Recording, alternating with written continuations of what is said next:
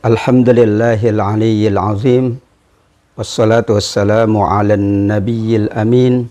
Rasulina nabiyyina Muhammadin sallallahu alaihi wasallam wa ala alihi wa ashabihi ajma'in. Subhanaka la ilma lana illa ma 'allamtana innaka antal alimul hakim. Amma ba'du. Alhamdulillah, rasa syukur yang tiada terhingga wajib kita panjatkan kehadirat Allah Subhanahu wa ta'ala. Nikmatnya, anugerahnya, petunjuknya tidak dapat kita hinggakan sampai kapanpun. Mudah-mudahan karena kita selalu mensyukuri semua nikmat Allah, maka Allah berkenan menambah kenikmatan-kenikmatannya, menambah keberkahan-keberkahannya untuk kita semua dalam kehidupan dunia ini dan kelak kemuliaan-kemuliaan dalam kehidupan akhirat. Amin ya rabbal alamin. Salawat dan salam kita sampaikan kepada Rasulullah Muhammad sallallahu alaihi wasallam. Kita sangat berharap menjadi umatnya yang layak mendapatkan syafaat.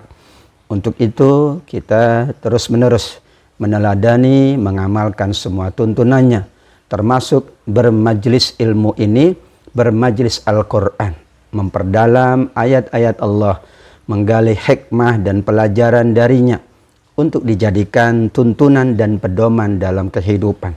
Insya Allah Al-Quran yang kita baca, yang kita tadaburi, yang kita amalkan akan menjadi syafaat di yaumil qiyamah. Amin ya rabbal alamin.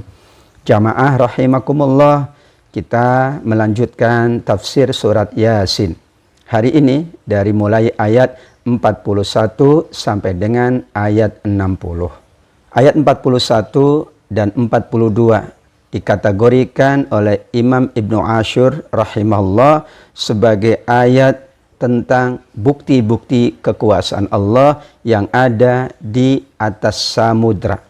Sebelumnya kekuasaan Allah tentang langit dan bumi yang dapat kita saksikan bagaimana indah dan kokohnya langit, bagaimana agung dan kokohnya bumi. Beralih kepada tanda kekuasaan Allah yang ada pada samudra-samudra yang sangat luas. Wa ayatul lahum anna hamalna dzurriyyatahum fil fulkil mashhun. Dan di antara tanda kebesaran Allah untuk mereka semua adalah bahwa kami angkut keturunan manusia di dalam kapal yang penuh dengan muatan. Imam Ibnu Ashur mengatakan tentang ayat 41 bahwa bukti kekuasaan Allah yang dimaksud adalah kejadian tentang terapungnya sebuah kapal di atas air. Air yang sedianya mendatangkan azab, menenggelamkan semua kaum saat itu, namun sebagian justru Allah selamatkan di atas bahtera. Imam Suyuti mengatakan peristiwa ini adalah peristiwa tentang kaum Nabi Nuh alaihissalam. Mereka ditenggelamkan oleh Allah. Tapi Nabi Nuh dan mereka yang beriman justru diselamatkan oleh Allah dengan berada di atas bahtera. Dan itulah keselamatan yang Allah anugerahkan kepada umat manusia. Bagaimana Allah menyelamatkan mereka? Itulah tanda kebesaran Allah Subhanahu wa ta'ala. Bisa dibayangkan betapa agungnya nikmat Allah berupa keselamatan dari ombak yang sangat dahsyat, dari laut yang sangat dalam, dari samudra yang sangat luas, dengan perahu, alat transportasi yang saat itu amat sangat sederhana. Disinilah perkembangan ilmu pengetahuan dengan melihat kisah Nabi Nuh alaihissalam yang membuat perahu, yang membuat bahtera. Maka manusia kemudian dengan teknologi, dengan ilmu pengetahuan yang berkembang, menyiapkan alat transportasi yang lebih canggih, yang lebih bagus untuk kegunaan yang sangat beragam. Ayat ini dikaitkan oleh Syekh Wahbah Suhaili dengan surat Luqman ayat 31. Alam taro annal fulka tajri fil bahri bi ni'matillah liyuriyakum min ayatih. Dan tidakkah engkau perhatikan bagaimana sesungguhnya kapal itu berlayar di laut dengan nikmat Allah Subhanahu wa ta'ala. agar Allah memperlihatkan sebagian dari tanda-tanda kebesarannya. Ayat 42 berikutnya, wa khalaqna lahum mim mithlihi ma yarkabun. Kemudian kami ciptakan juga untuk mereka, untuk manusia, jenis angkutan lain seperti apa yang mereka kendarai. Sebagian mengatakan inilah ilmu pengetahuan manusia adalah merupakan karunia Allah yang sangat agung. Dengan ilmu pengetahuan, manusia mencipta berbagai moda transportasi, alat-alat transportasi. Ada yang mengatakan, wa khalaqna lahum mim mithlihi ma yarkabun. Allah ciptakan untuk mereka seperti bahtera, seperti kapal laut. Ada pula yang memaknai semua kendaraan yang digunakan oleh manusia sebagai alat pengangkutan. Dahulu dengan hewan tunggangan, kemudian berkembang, dan sekarang sekian banyak alat transportasi canggih. Itulah tanda kebesaran Allah, sekaligus itulah nikmat Allah kepada manusia. Nikmat berupa akal fikiran. Dengan akal itulah manusia mencipta berbagai kendaraan-kendaraan untuk kemanfaatan manusia. Ayat 43 dan ayat 44 masih berkaitan dengan ayat sebelumnya, bahwa Allah Subhanahu wa taala jika berkehendak maka terjadilah sesuai dengan kehendak Allah Subhanahu wa taala, dan jika kami menghendaki, kata Allah di ayat 43, wa innasya nughrikhum fala sarikha lahum wala hum yunqadhun. Jika Allah menghendaki, maka Allah Maha Kuasa menenggelamkan mereka semua. Saat tenggelam di samudra yang sangat luas, maka tidak ada yang dapat menolong, tidak pula mereka dapat diselamatkan. Kembali diingatkan oleh Allah bahwa kendaraan yang ada di atas lautan itu adalah karunia nikmat Allah, tanda kebesaran Allah. Yang perjalanan mereka yang menyelamatkan, perjalanan mereka yang tenang hingga sampai di tujuan adalah juga bukti dari karunia nikmat Allah Subhanahu wa taala. Karena semuanya makhluk Allah. Jika Allah menghendaki, tidak ada yang dapat selamat di atas kendaraan laut. Tidak ada yang dapat menyelamatkan diri dari besarnya ombak samudra, dari hebatnya laut Allah Subhanahu wa taala. Namun disinilah Allah mengingatkan bahwa jika Allah menghendaki, manusia diselamatkan saat mereka melakukan perjalanan di atas samudra. Namun jika Allah menghendaki, tidak ada yang dapat menyelamatkan mereka kecuali Allah Subhanahu wa taala. Untuk itulah ada doa bagaimana kita sedang berada dalam perjalanan. Doa itu dituntun agar kita insya Allah menjalankan perjalanan dan kita mendapatkan keselamatan, dan juga perjalanan kita ditolong oleh Allah Subhanahu wa taala. Subhanalladzi sakhkhara lana hadza. Subhanallah, Maha suci Allah yang telah memperjalankan kendaraan kami dengan tenang, dan tentu tanpa izin Allah kami semuanya tidak dapat melakukan perjalanan ini. Kalaupun perjalanan itu kami jalankan, bisa jadi terjadi sesuatu yang tidak kami inginkan, maka kita semuanya memohon kepada Allah sebagai bukti kita mengakui nikmat Allah yang bernama alat transportasi. Semuanya Allah sudah tundukkan untuk manusia, termasuk laut, termasuk samudra, ditundukkan oleh Allah agar manusia melakukan perjalanannya dengan tenang, dengan nyaman, dengan selamat, dan menghasilkan manfaat-manfaat yang sangat banyak. Semua itu kata Allah Subhanahu wa taala di ayat 44, illa rahmatan minna wa mata'an ilahin. Keselamatan, perjalanan yang membahagiakan dan menguntungkan, semuanya adalah rahmat Allah Subhanahu wa taala yang sangat besar, dan kami memberikan kesenangan kepada manusia hingga batas waktu tertentu, yaitu yaumul qiyamah. Inilah tanda dan bukti rahmat Allah kepada manusia untuk menunjukkan keagungan dan kebesaran Allah. Betapa Allah Subhanahu wa taala menginginkan kebaikan untuk umat manusia. Selama manusia bergantung kepada Allah, berserah kepada Allah, selalu memohon kepada Allah, maka yang terjadi pada kita semua adalah kebaikan, kenikmatan, keselamatan dan kebahagiaan. Ayat 45 ditujukan kepada orang-orang musyrik, orang-orang yang ingkar kepada Allah. Apabila dikatakan kepada mereka, bertakwalah kepada Allah, takutlah akan azab Allah dan murkanya yang sangat dahsyat, baik di dunia ini maupun nanti di yaumil qiyamah kelak. Justru mereka mempertanyakan, mereka berargumentasi, mereka tidak meyakini.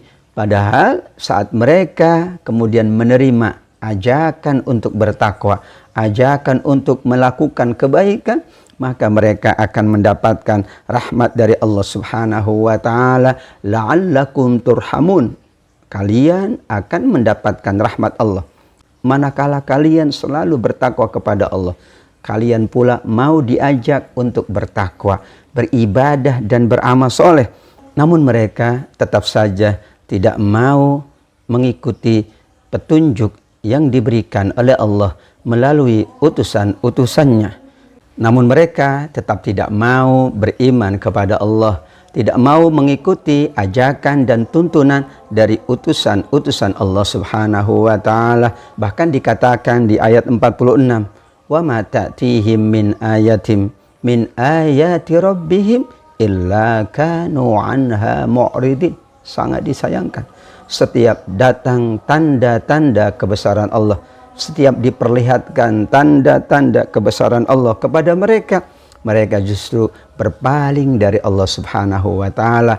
Mereka justru mengabaikan petunjuk Allah. Mereka malah tidak mau beriman kepada Allah. Mereka menjauh dari utusan-utusan Allah, menjauh pula dari Allah Subhanahu wa taala. Allah Subhanahu wa taala mengingatkan pula kepada mereka di ayat 47. Wa idza qila lahum anfiqu mimma razaqakumullah qala alladzina kafaru lilladzina amanu anut'imu man law yasha'ullahu at'amah in antum illa fi dhalalim mubin.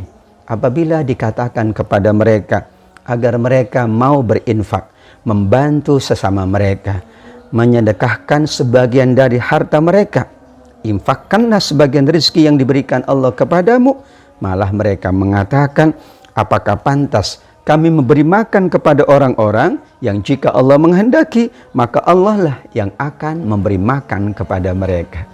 Ini alasan mereka tidak mau berinfak, tidak mau bersedekah, tidak mau membantu sesamanya. Bahkan mereka inilah benar-benar berada dalam kesesatan yang nyata. Di akhir ayat 47, in antum illa fi dhalalim mubin. Bagaimana mungkin manusia diminta untuk berinfak, bersedekah, malah mereka mengatakan Allah lah yang akan memberi makan. Kami tidak perlu membantu mereka, karena kalau Allah menghendaki, maka mereka pula akan diberi makan oleh Allah Subhanahu wa taala. Padahal perintah infak dan sedekah adalah untuk kebaikan mereka, untuk keberkahan harta mereka, agar mereka pula termasuk orang-orang yang diberikan oleh Allah tambahan kenikmatan, tambahan keberkahan. La in syakartum la azidannakum. Kalau kalian mampu mensyukuri semua karunia Allah, kalian akan ditambah oleh Allah. Apa yang ditambah? Kenikmatannya, keberkahannya, kebaikan-kebaikannya, balasan-balasannya, dan pahala-pahala Allah yang sangat agung. Ini merupakan isyarat bahwa mereka adalah orang-orang yang bakhil dengan harta mereka. Kita meyakini memang Allah lah yang maha memberi rezeki. Allah lah yang memenuhi seluruh hajat umat manusia, seluruh kebutuhan makhluk-makhluk Allah Subhanahu wa taala. Namun manusia diperintah oleh Allah untuk membantu sesamanya, untuk mengeluarkan sebagian dari rezeki yang Allah karuniakan kepada mereka, memberikan infak, sedekah, wakaf dalam rangka kebutuhan dan kebaikan semuanya, dalam rangka kita semuanya selalu mendapatkan banyak keberkahan dari Allah Subhanahu wa taala.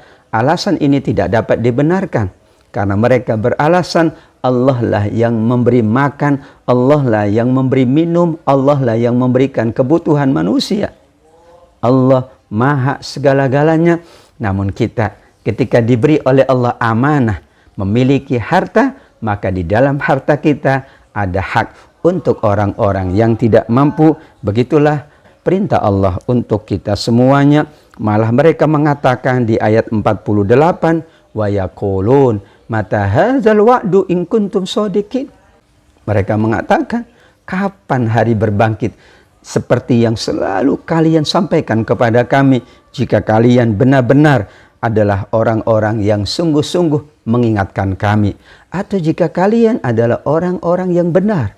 Jika kalian benar dengan perkataan kalian bahwa akan terjadi kiamat, maka kami meminta sekarang tunjukkan kapan itu kiamat. Sekarang hadirkan kiamat itu. Sekarang kami ingin tahu hari berbangkit itu bagaimana.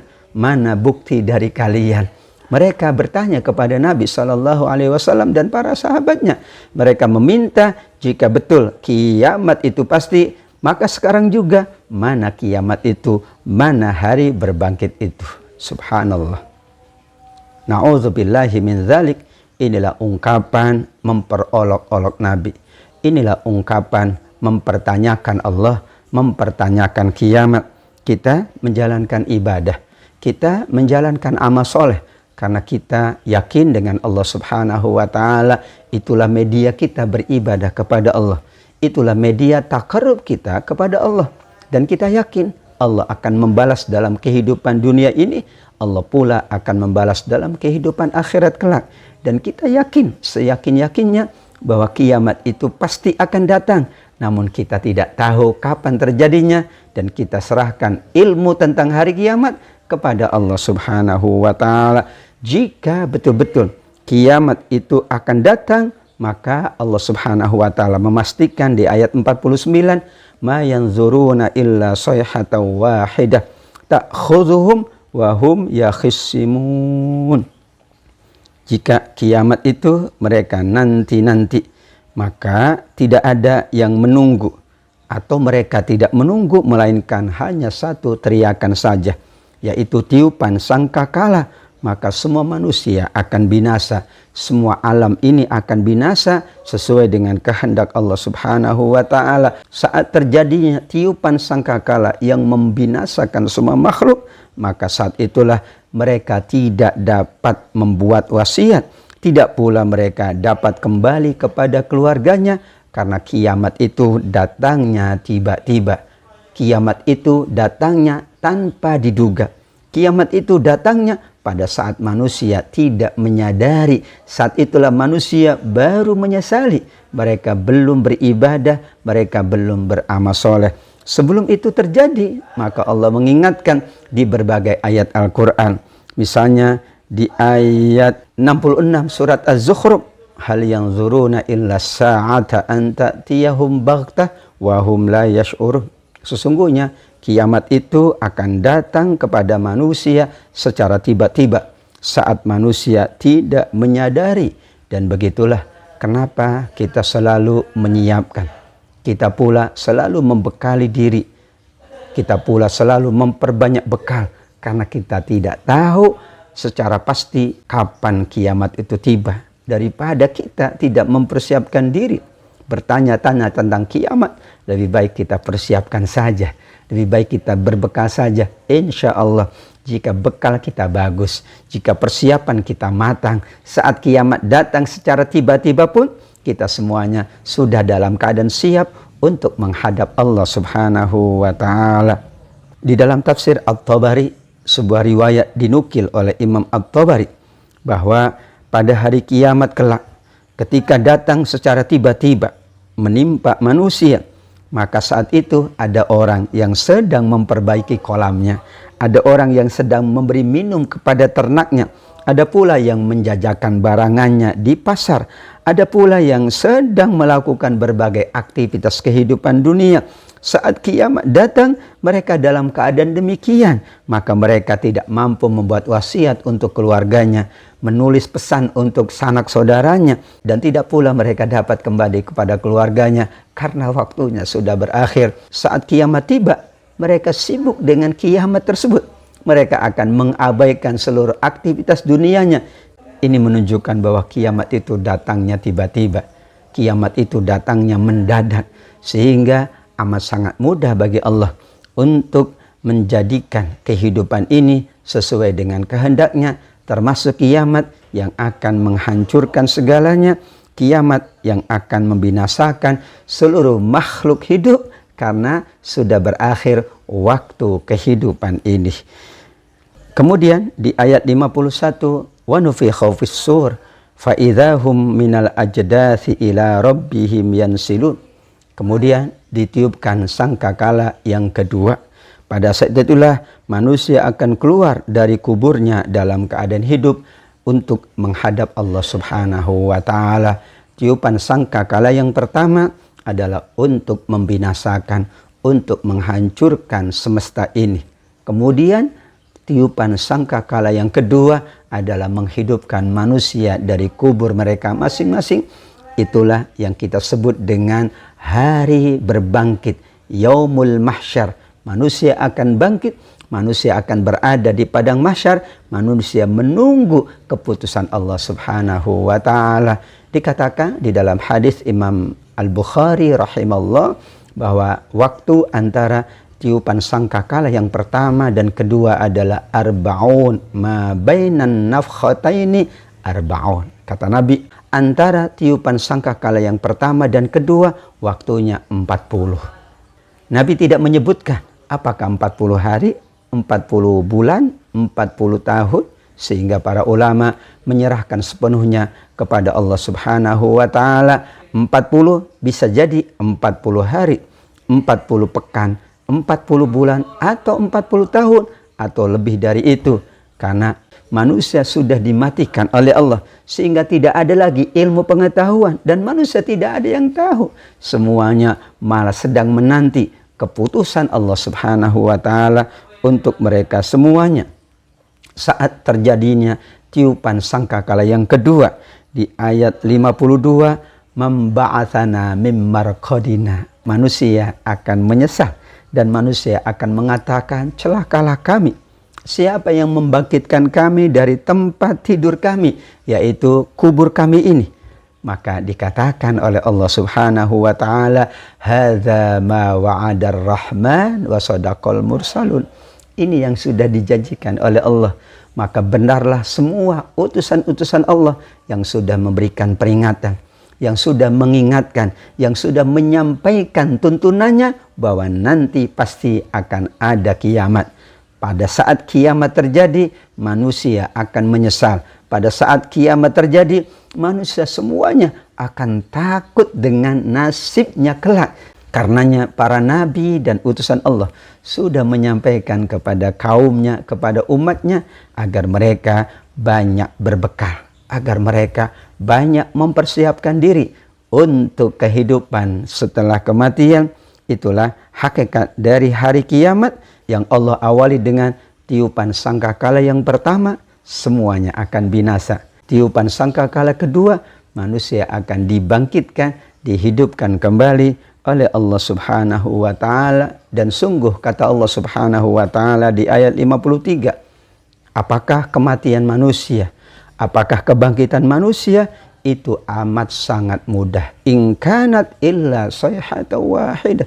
Subhanallah, hanya sekali teriakan, hanya tiupan sangkakala saja, maka semuanya sudah menghadap Allah untuk dihisab di hadapan Allah Subhanahu wa taala. Fa idzahum jami'ul ladaina muhdharun. Ini menunjukkan amat sangat mudah bagi Allah untuk membangkitkan semua manusia, dan pada saat itulah tidak ada seorang pun yang dirugikan oleh Allah. Tidak ada seorang pun yang tidak diberikan balasan. Semua akan mendapatkan balasan sesuai dengan amal perbuatan. Wala tujzauna illa ma kuntum ta'malun. Tidak ada yang dibalas pada hari kiamat kelak, melainkan sesuai dengan amal perbuatan. Jika baik, maka balasannya kebaikan-kebaikan. Jika buruk, maka balasannya adalah keburukan.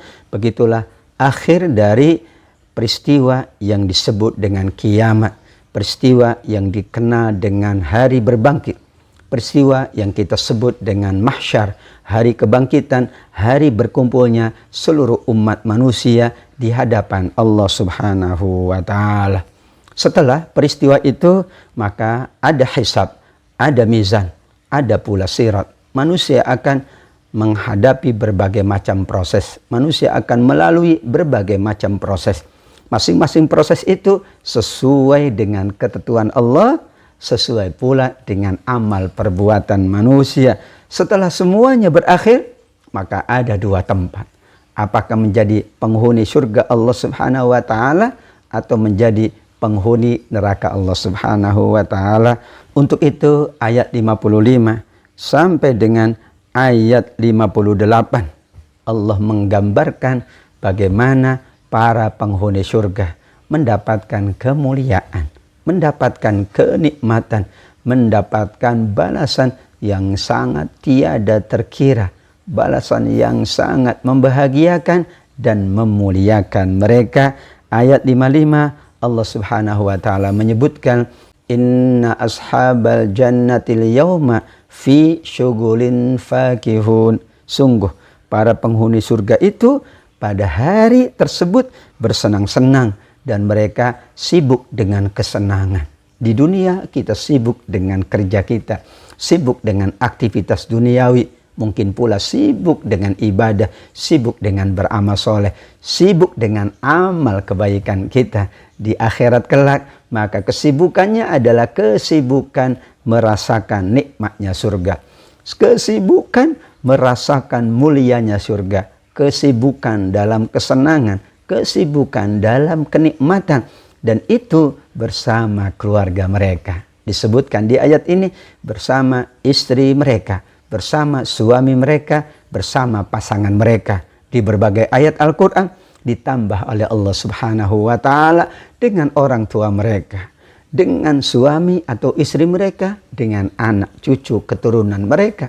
Seperti di surat Ar-Ra'd 23 bahwa Allah mempersilakan para penghuni surga untuk membawa serta orang tua mereka.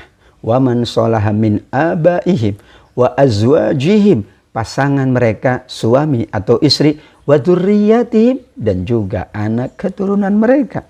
Bahkan di surat Ghafir, di surat Al-Mu'min ayat yang ke-8, malaikat pemikul arsy berdoa untuk para penghuni surga.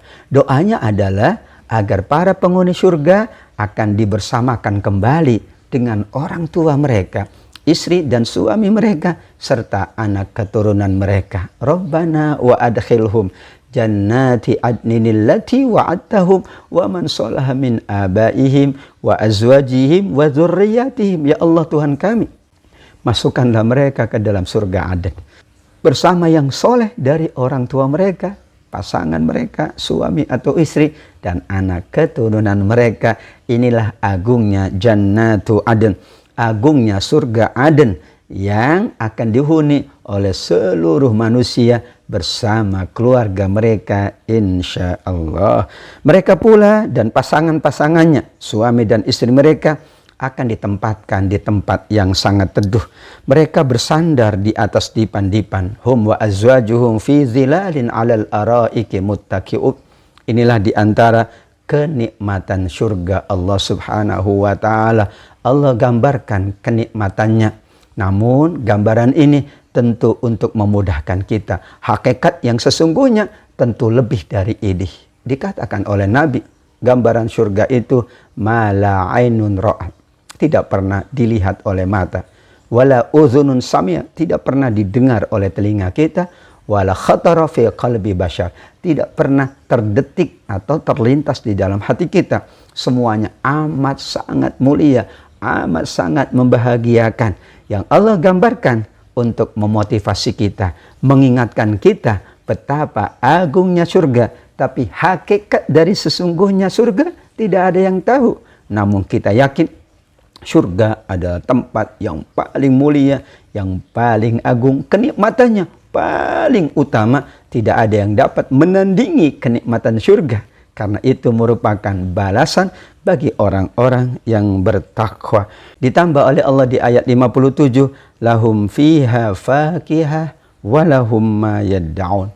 Lahum fiha fakihatu wa lahum ma yadda'un. Di surga itu mereka akan mendapatkan berbagai macam jenis buah-buahan. Mereka pula akan mendapatkan apapun yang mereka minta. Mereka semuanya dipersilahkan oleh Allah untuk meminta apapun. Mereka pula dipersilahkan oleh Allah untuk menikmati apapun. Semuanya disiapkan, semuanya disediakan. Jumlahnya tidak terbatas, waktunya tidak dibatasi oleh Allah. Bahkan kemampuan manusia untuk menikmati kenikmatan surga tidak dibatasi oleh Allah Subhanahu wa Ta'ala. Itulah kesenangan dalam kesibukan, atau itulah kesibukan dalam kesenangan. Semuanya agar mereka merasakan kenikmatan yang paripurna, kepuasan yang sempurna, mendapatkan hidangan surga, kenikmatan surga, kemuliaan-kemuliaan di dalam surga Allah Subhanahu wa Ta'ala. Bahkan Allah Subhanahu wa Ta'ala akan menyampaikan ucapan penghargaan kepada mereka. Salamun qawlan mir rabbir rahim. Dikatakan kepada mereka, salam, selamat kalian sampai di tempat ini, sebagai ucapan dari Allah, Tuhan yang Maha Penyayang. Sebagian ulama tafsir memahami bahwa ucapan ini disampaikan oleh Allah kepada semua penghuni surga, dan mereka melihat wajah Allah Subhanahu wa Ta'ala tanpa ada tabir yang menghalangi. Sebagaimana disampaikan pula di dalam hadits qudsi, innakum satarawna rabbakum. Sungguh kalian akan melihat wajah Tuhan kalian tanpa ada tabir, tanpa ada penghalang.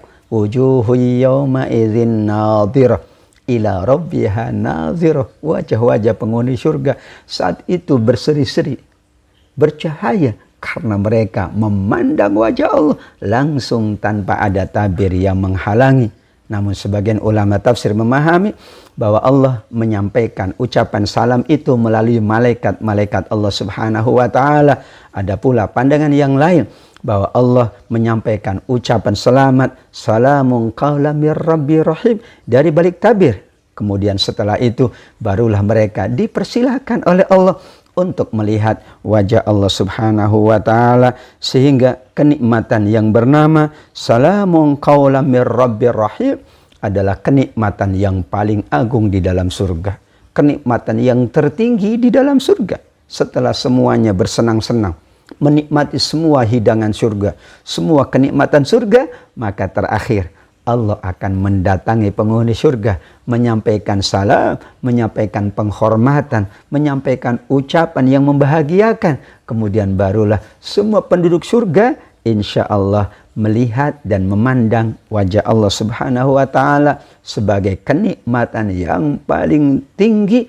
Itulah kenikmatan para penghuni surga Allah Subhanahu wa Ta'ala. Saat semuanya sudah berada di dalam surga, maka kemudian dipisah oleh Allah Subhanahu wa Ta'ala, sehingga dikatakan di ayat 59, wamtazul yawma ayyuhal mujrimun, dikatakan kepada para pelaku dosa, berpisahlah kalian dari orang-orang beriman, dari orang-orang penghuni surga pada hari ini, karena kalian telah melakukan banyak dosa. Saat itulah manusia akan dipisah berdasarkan amal perbuatan. Meskipun mereka mungkin ada hubungan keluarga, ada hubungan keturunan, ada hubungan pertemanan, namun manakala amalnya berbeda, maka akan dipisah oleh Allah, dibedakan oleh Allah. Wamtazul yawma ayyuhal mujrimun, juga dikatakan apakah mereka dipisah satu persatu, atau mereka dipisah sesuai dengan kelompok amal masing-masing, ataukah mereka dipisah berdasarkan nabi-nabi mereka. Apakah mereka dipisah itu satu persatu? Fulan dipisah dengan saudaranya, dengan sahabatnya, dengan istri atau suaminya, dengan anaknya? Ataukah dipisah satu kelompok? Kelompok A dipisah dengan kelompok B sesuai dengan amal perbuatannya. Namun ini adalah petunjuk dari Allah Subhanahu wa Ta'ala bahwa hari kiamat dikatakan sebagai yaumal fasl. Inna yaumal fasli kana miqata, yaitu hari pemisahan. Dipisahkan antara pelaku kebaikan dengan pelaku kejahatan. Dipisahkan antara penghuni surga dan penghuni neraka. Dipisahkan antara mereka yang layak mendapatkan kenikmatan dengan mereka yang mendapatkan hukuman dari Allah Subhanahu wa Ta'ala. Itulah akhir dari kehidupan di akhirat kelak. Masing-masing akan mendapatkan tempat kembalinya, masing-masing akan mendapatkan balasannya. Di ayat 60 Allah ingatkan kepada kita, anak cucu Nabiullah Adam alaihissalam, alam ahad ilaikum ya bani Adam alla ta'budu syaitan innahu lakum aduwwum mubin. Allah mengingatkan kepada seluruh anak keturunan Adam, bukankah aku telah memerintahkan kepada kalian, wahai anak cucu Adam, agar kalian tidak menyembah syaitan, tidak mengikuti syaitan. Sungguh setan itu musuh yang nyata bagi kalian semuanya. Peringatan ini dikatakan peringatan yang sangat agung. Peringatan ini adalah peringatan yang mencakup semua kehidupan manusia. Karena sesungguhnya setan akan menggoda manusia dari berbagai pintu-pintu godaan. Dikatakan oleh Profesor Mutawalli Sya'rawi, ya'ti syaitan min nuqtati da'fi bil insan. Setan akan datang dari pintu lemahnya manusia, dari titik lemah manusia. Kalau manusia kuat pada harta, maka setan akan menggoda pada keluarga. Kalau ia kuat pula menjaga keluarganya, setan akan menggoda pada dunianya, pada hartanya, pada seluruh kepemilikannya. Begitulah rencana jahatnya setan. Karenanya Allah ingatkan, setan itu musuh yang nyata bagi manusia. Dan setan menurut Ibnul Jauzi dalam kitabnya Talbisu Iblis akan datang kepada manusia sesuai dengan keadaannya. Setan pula mampu untuk menggoda manusia sesuai dengan keadaan manusia. Itulah kita selalu berlindung kepada Allah dari godaan setan yang terkutuk, dari godaan setan yang terlaknat. A'udzubillahi minasyaitonir rajim. Dekatnya kita dengan Allah, itulah sarana agar kita dijauhkan dari syaitan. Terus kita tingkatkan ibadah dan amal soleh kita. Kita perkuat iman dan takwa kita. Itulah pula solusi agar terhindar dari godaan syaitan. Teruslah kita bermajlis. Teruslah kita membaca Al-Quran. Teruslah kita bentengi diri kita dengan zikir kepada Allah. Itulah yang ditakuti oleh syaitan, laknatullahi alaih. Mudah-mudahan kita semuanya selalu dibimbing oleh Allah, dijauhkan dari godaan syaitan, sehingga kita mampu menjalankan ibadah sebaik-baiknya, meningkatkan amal soleh kita sebaik-baiknya, dan kita termasuk calon penghuni surga Allah yang mendapatkan banyak kenikmatan, banyak kebahagiaan, banyak kemuliaan di yaumil akhir kelak. Amin ya rabbal alamin. Walafu minkum. Kita akan lanjutkan pada Kamis yang akan datang. Tetap bersama kajian tafsir di Majelis Ta'lim Al-Kautsar ini. Jazakumullah khairan. Terima kasih kepada Ibu Ketua Majelis Ta'lim Al-Kautsar, para pengurusnya, jamaahnya semua, dan semuanya yang selalu mengikuti majelis tafsir, majelis yang mulia ini. Wallahu a'lam bishawab, wal afu minkum, wabillahi taufiq wal hidayah. Wassalamualaikum warahmatullahi wabarakatuh.